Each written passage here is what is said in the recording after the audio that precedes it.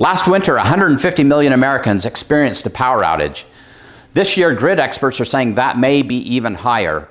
So today we're going to talk about 10 checklist items that we check every year, and so can you, to make sure that you're ready for whatever happens. And we're going to do these in 1 minute or less each.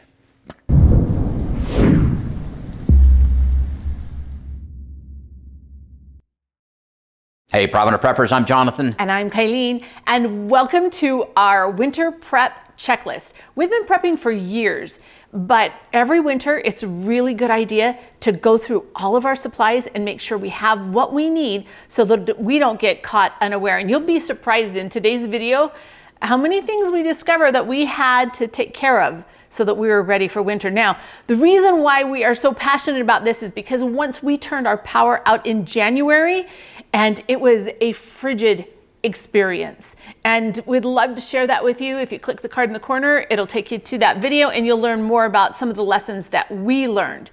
But let's talk about our first check. First check is our personal shelter, which is our clothing from head to toe. All the things that we need to be able to stay warm. And sometimes we don't think about that because we either live in a warm climate, think about Texas in 2021, or we just, let things slide. And so it's very important. And one of the things that we looked at was my waterproof boots. Turns out they're not so waterproof when they have holes in them. So this year, one of my Christmas presents is new boots that are going to keep my feet warm and dry. And I actually don't have a pair of winter boots like that. And so for me, that's going to be one of my Christmas presents. But the other thing is we're going to look through all of this and we're going to repair anything that needs to be repaired or replace anything that we can't find or is missing, because your personal shelter is your #1 protection when it gets cold. Number 2 on our list are blankets. One of the things we learned in our grid down experiment is that you cannot have enough blankets, and I have them strategically placed everywhere in the house. I have boxes of them in the garage, and I've got some stored and packaged for long-term storage where I put them in a Mylar bag with oxygen absorbers, heat sealed them shut, so no matter whether it's 10 years from now I need them or whenever, they are going to be ready for us to go. So click the card in the corner and it will take you to that video. As we were checking all of our blankets, we noticed that my blanket that I use all the time on my bed had a big tear in it. And so instead of waiting and saying, oh, I need to fix that someday, I just pulled out my sewing machine, fixed it, and we're ready to go for winter. Number 3 is your ability to create a microenvironment. Now, we've talked before about having a tent that can be set up inside your house to help create that microenvironment. You can also use blankets over a table, a 4-post bed with blankets down the side, whatever will create that microenvironment. That's going to make a huge difference in you being able to stay warm. Number 4 is the most important to me, and that is ways to keep me warm when it's super, super cold. This is a beautiful wood-burning cook stove that we have. If you have a wood-burning stove or a fireplace, one of the things that's really important to do before the winter starts is to make sure that your chimney is clear, everything's maintained. And there are some really great little devices, including the Buddy heater, which runs off propane, an excellent, safe indoor heating appliance that we love.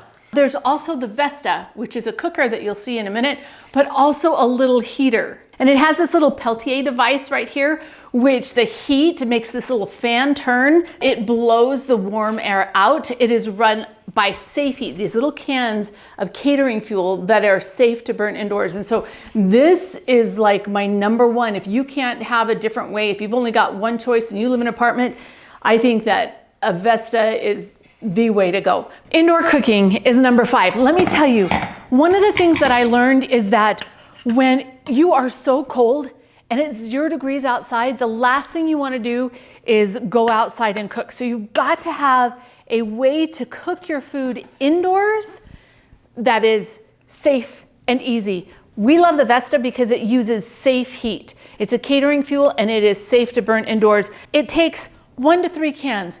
You can use just 1 can, but you can't get a rolling boil, so the more cans you have, the more powerful of a cooker it is. But you could use alcohol or butane stoves that are rated for indoor use. So what is your method for backup cooking when you don't want to be outside? And you have all the pieces and everything that you need.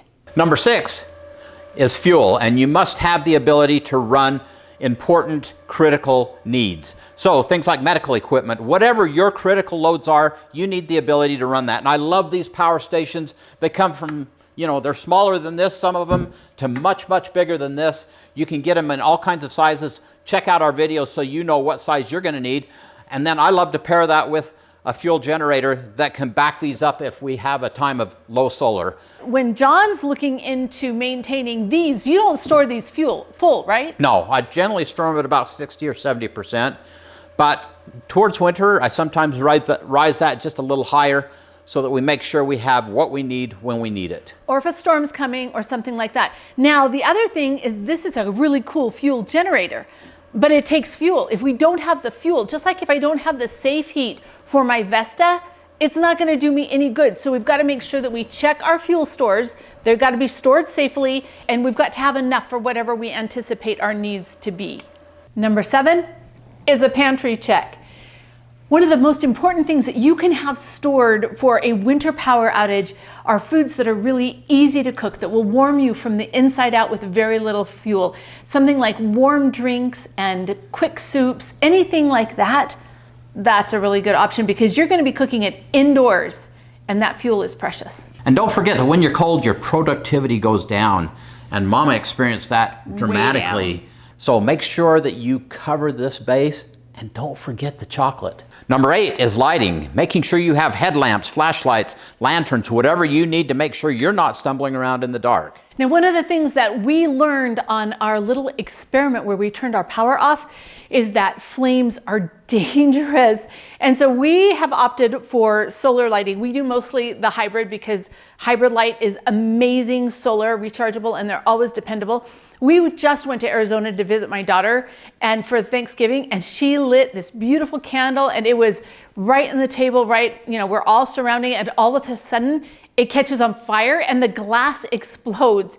In an emergency situation, we don't want that happening. Yes, I have some candles, but these are the ones that I always check. I check to make sure that they're all still working, that everything's fine, so that when the power goes out, we're not fumbling in the dark.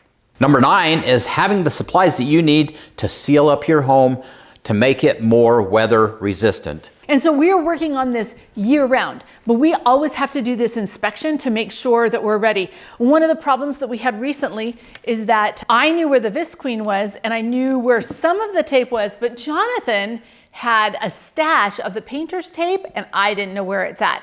This is so important. If the power goes out, you really need to protect your windows and seal off all those little air gaps so you can keep the warm in and the cold out.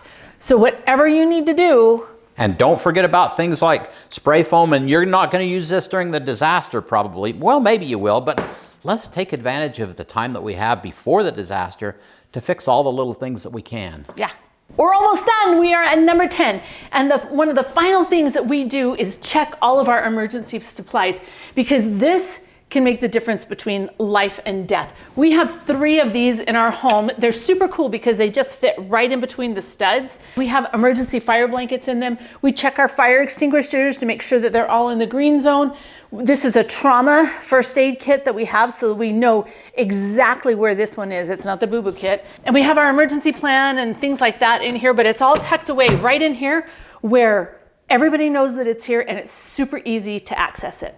And then we always remember to check our carbon monoxide alarms. We love these digital readout ones. They're much better than the ones in your ceiling, but they complement what's there. And check our smoke alarms to make sure everything is good to go, batteries are fresh, and we are set. And there you have it.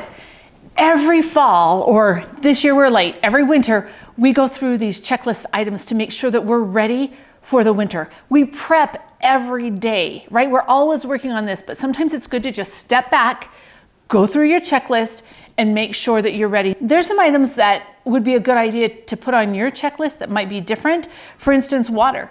We know that our water is good because we just did it, so we don't usually include that one because we're constantly taking care of that one. One of the other things that I think is really important is to think about your community. Who in your community wouldn't be warm in a power outage? And what resources does your community have to help those that may be in need, including ourselves sometimes? Because we have this wood burning stove, right? It's a beautiful wood burning stove. We would be just fine with some of our neighbors coming to join us and sharing in that warmth.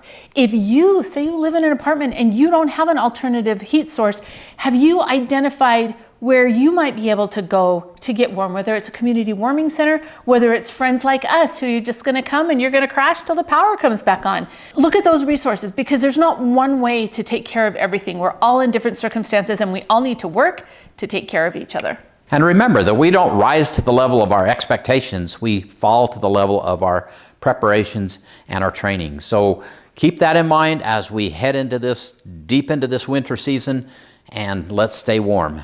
Now for the question of the day today, we would love to know what's on your winter power outage prep checklist that wasn't on ours. And maybe we need to do something differently. Comment below. And thanks for being part of the solution.